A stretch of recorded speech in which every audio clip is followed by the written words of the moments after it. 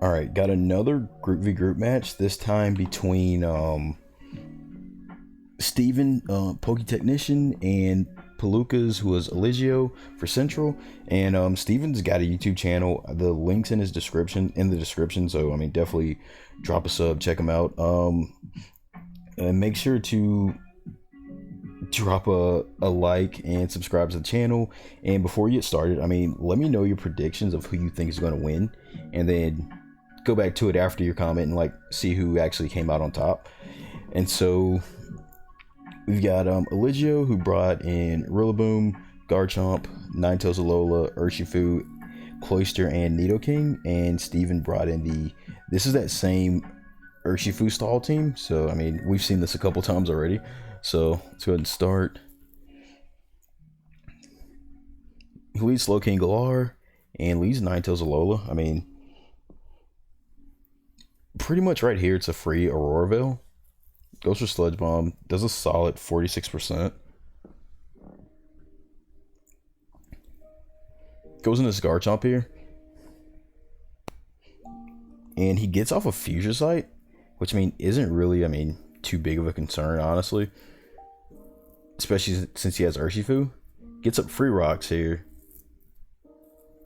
I mean, Hail's still hitting stuff. So he gets off a Toxic on the Quagsire, which is good, especially for teams like this. And then Garchomp's going to catch this Future Sight. Oh, it actually crit. That sucks. Yeah, it really sucks because he needed that to kind of switch into what is it? Not Rillaboom. Urshifu a bit. So he goes to his Blissey, catches the Earth Power. From Nido. I mean, if Nido's carrying superpower, I mean, definitely, okay, yep, he's carrying superpower. So, superpower Nido, I mean, comes in clutch. Gets up free rocks here, and with it being superpower Nido, he doesn't really have many switch-ins. He goes Corv. Goes with the Ice Beam, and Corv can actually force it out. Gets up the defog, but I mean, Corv still is like in a position where it's too weak. Goes into Quag, and I mean, Quag I don't think can take. Oh, it actually takes that pretty well. Then racks up the toxic damage, and I mean, Nidoking's pretty much forced out. Or no, never mind. So he risks the Scald and the burn. So I mean, not a bad trade-off because I mean, in a game like this, getting rid of these mons, I mean, is super important. Gets the Ice Beam off, which only does 14%, but I mean, Nidoking's still a beast, so he just clicks Ice Beam again. And I mean, he's pretty much forced into his Urshifu, because that's the only thing that's faster. And goes into Ninetales Alola, which I mean, can take... It might be able to take a Wicked Blow. No, it can't take it, so it's dead. And, I mean, he pretty much goes straight into his own Urshi, or yeah, pretty much has to.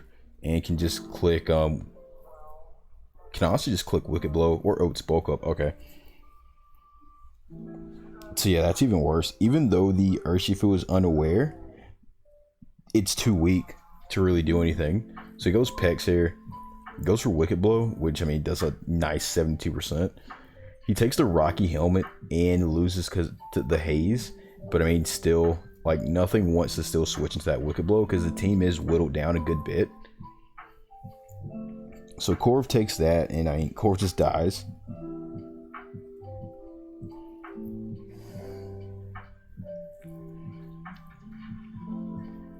Goes back into Pex, which, I mean, yeah, Wicked Blow still does a lot. I mean, he can recover here, but I don't think it's enough because after the, okay, Hell's done, so I think it comes down to a roll. So he goes for Bulk Up again, gets hit with Scald, avoids the burn, and he kills the Pex, but he dies to Rocky Helmet damage. But I mean, getting rid of Pex like that is, I mean, ain't nothing wrong with that. Rillaboom comes in, and he goes Slowking Galar, and Rillaboom can pretty much just click U-turn and go into the Cloyster, I believe. Or go Nidoking. I kind of, I don't know if I would have risked it. So Nidoking goes with the Earth Power, just I mean damage on that Slowking Galar, and Nidoking dies, and he can basically go into the. This is tough. I mean, he goes into Rillaboom here, and Rillaboom can click Grassy Glide, and he'll take the Rocky Helmet damage. I mean, not Rocky Helmet, the Future Sight.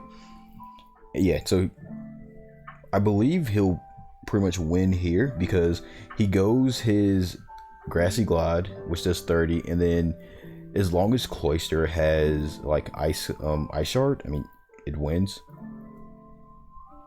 But we'll see. See if he came fully prepared. And yeah, Ice Shard wins. So that's game 1 goes to Elijio. And then game 2, and we've seen this team before. Like I said, the different variations. This time he's got Rillaboom. Well, Steven has Rillaboom instead of Kartana. And then Elijio brought Victini, Kartana, Tapu Fini, Rhyperior, Mandibuzz, and Gengar. So he leads T-Tar, leads Rhyperior. I mean, free rocks.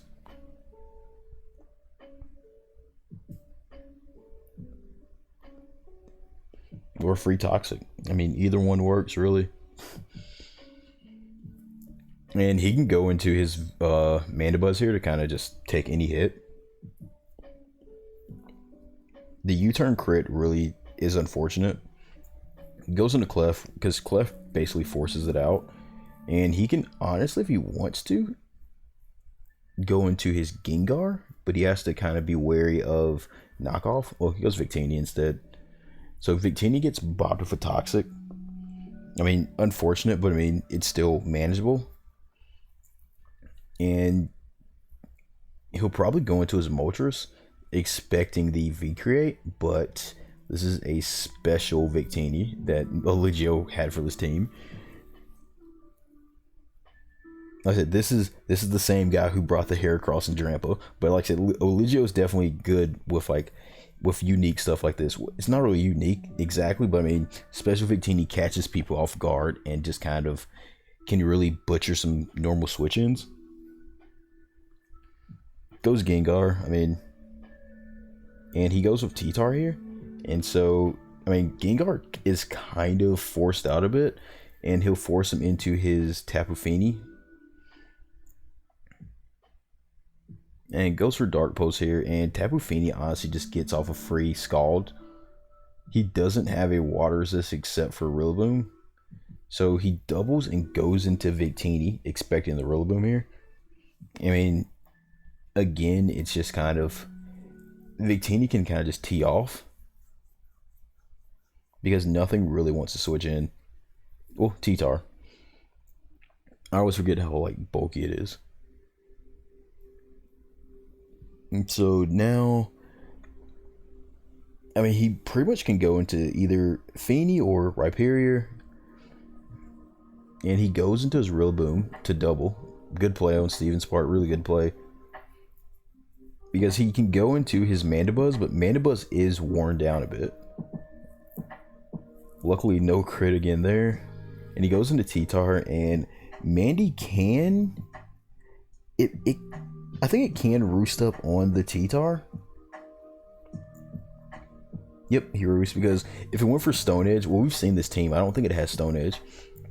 But he would roost, and then Ice Beam would do less damage.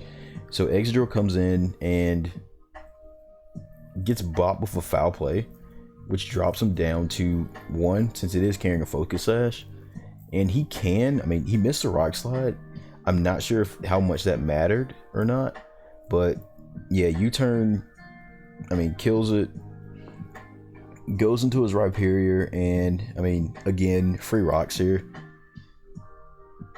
Well, unless it's Rillaboom. But then Mandibuzz comes out, full health, which really helps a lot.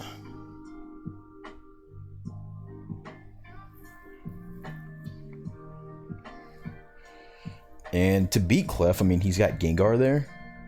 But he has to worry about the T-Tar, because T-Tar switches in on Gengar almost every single time.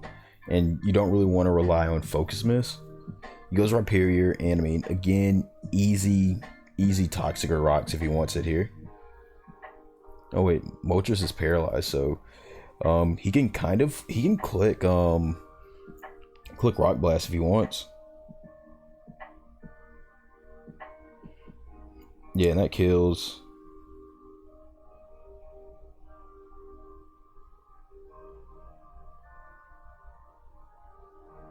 Goes into his Rillaboom.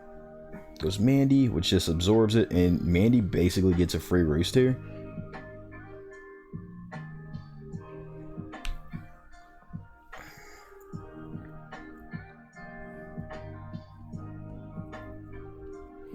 Goes for Clef. Gengar comes out.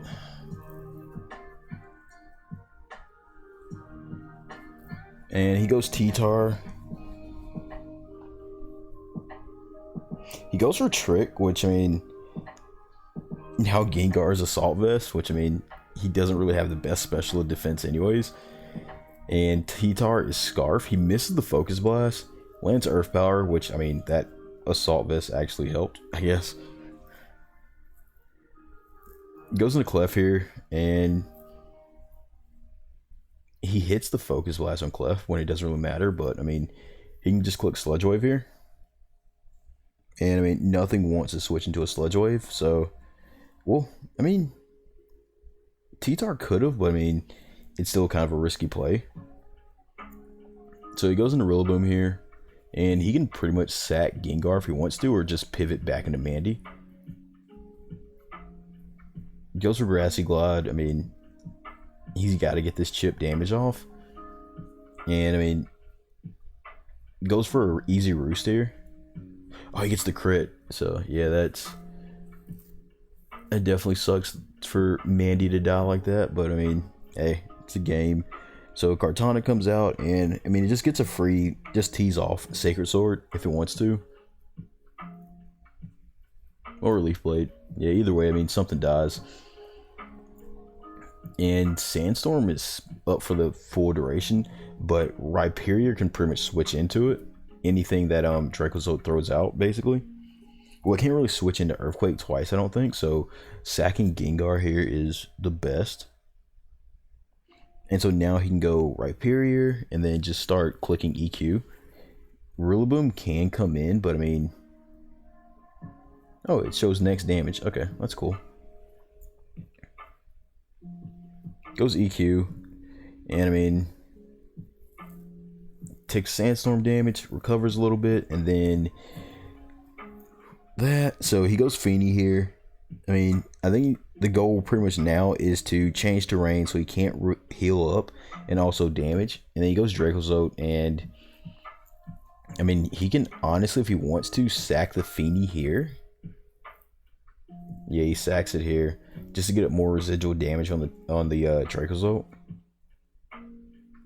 I mean, either way, like, Dracozolt will kill something, and Rhyperior comes back in, and Rillaboom takes that damage, and EQ kills. Oh, it should kill, I believe. Yeah, EQ kills, and then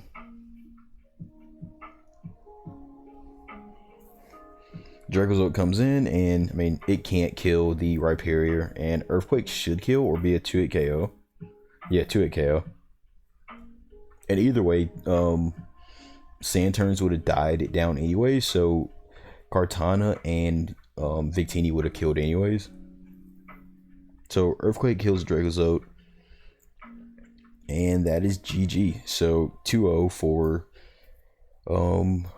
Elijio, so that means 2 points for Central and 0 points for Squirtle Squad. So let me know what you thought about let me know what you thought in the comments, and that's it.